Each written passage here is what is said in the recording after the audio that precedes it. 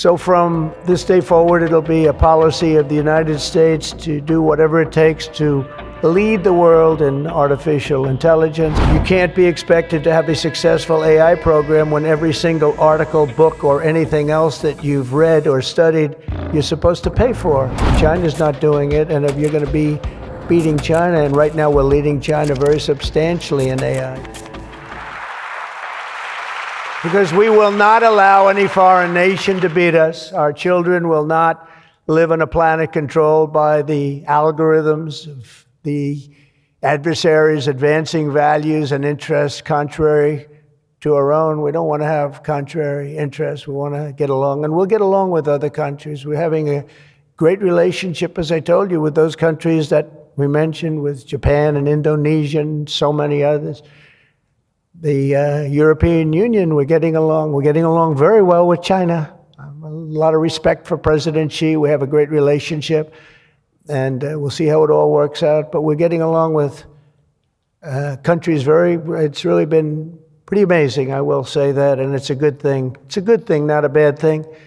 So from this day forward, it'll be a policy of the United States to do whatever it takes to lead the world in artificial intelligence. Such an important thing happening. This is really something that nobody expected. It just popped out of the air, and here we are.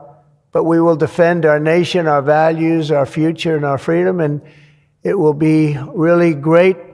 But what we really need to be successful is a very simple phrase called common sense, and that begins with a common sense application of artificial and intellectual property rules. It's so important.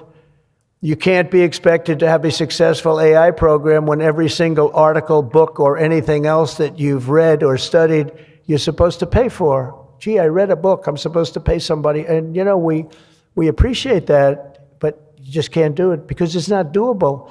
And if you're going to try and do that, you're not going to have a successful program. I think most of the people in the room know what I mean.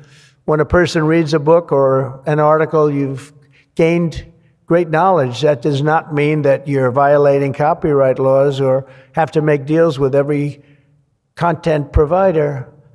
And that's a big thing that you're working on right now, I know, but you just can't do it. China's not doing it, and if you're going to be beating China, and right now we're leading China very substantially in AI, very, very substantially, and nobody's seen the amount of work that's going to be bursting upon the scene, but you have to be able to play by the same set of rules. So when you have something, when you read something, and when it goes into this vast intelligence machine, we'll call it, you cannot expect to every single time say, oh, let's pay this one that much, let's pay this one. It just doesn't work that way. Of course, you can't copy or plagiarize an article, but if you read an article and learn from it, we have to allow AI to use that pool of knowledge without going through the complexity of contract negotiations, of which there would be thousands for every time we use AI. We also have to have a single federal standard, not 50 different states regulating this industry of the future. And some people would say, gee, that's an unpopular thing to say. I was told before I got up here, this is an unpopular thing because some people, they don't want that. But I want you to be successful. And you can't have one state holding you up. You can't have 3 or 4 states holding you up. You can't have a state with standards that are so high that it's going to hold you up. You have to have a federal rule and regulation. Hopefully you'll have the right guy in this position that's going to... Subscribe to Oneindia and never miss an update.